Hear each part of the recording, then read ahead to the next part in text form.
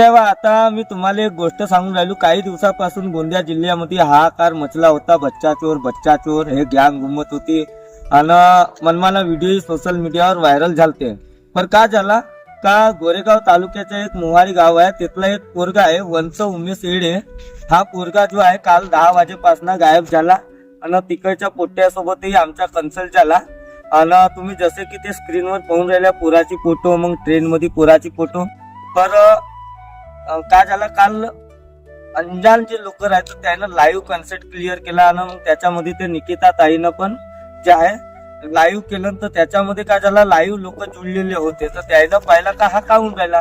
तर त्याच्या गावचे जे आहेत मोहाडी गावचे जे पोरा होते त्यानं लाईव्ह मध्ये पाहिला. तर तिथे तो पोरगा ट्रेन मध्ये दिसला का ये तो हमारे गाव का लड़का है दीदी. मग त्याच्या बाद मध्ये कॉन्टॅक्ट वगैरे करावाची कोशिश केला. मग जे आहेत येडे परिवाराचे जे लोक आहेत त्यांना मग संबंधित पोलीस स्टेशनलेही रिपोर्ट वगैरे केला. पण सावधानी बरखावले पाहिजे, कारण की काल काय झाला त्या अमरावती विदर्भ जे ट्रेन आहे त्यामध्ये तो पोरगा भेटला आणि त्याला आता अमरावतीच्या चाइल्ड केअर कमिटीकडे सोपण्यात आलाय. पण अशी चूक व्हायला नाही पाहिजे ना, हा मेसेज सगळ्यांपर्यंत पोहोचला पाहिजे आणि सावधानी बरकावली पाहिजे.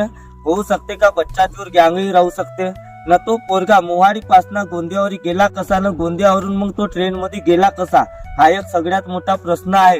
पण माझ्या मनाचा अर्थ आहे का लहान पोराबाराची सावधानी जरुरी आहे आणि हे अशा लोकांवर कारवाई झाली पाहिजे ना, चौकशी झाली पाहिजे.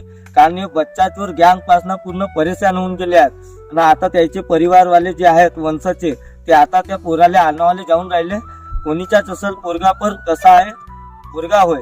आणि अशा लोकांपासून सावधानी बरकावली पाहिजे ना. लाईव्ह कॉन्सर्ट लाईक शेअर आणि कसा आहे फायदाही होऊन जाते. पण लोक कसं आहे गलत कमेंट गलत मेसेज करतात. आणि आता माझ्या मोवाडी गावापासूनच संपर्क झाला. मी इकडच्याच आहो आणि त्या लोकांसोबत बोललो तर त्यानं म्हटलं भाऊ अशी व्हिडिओ बनवायला टाका.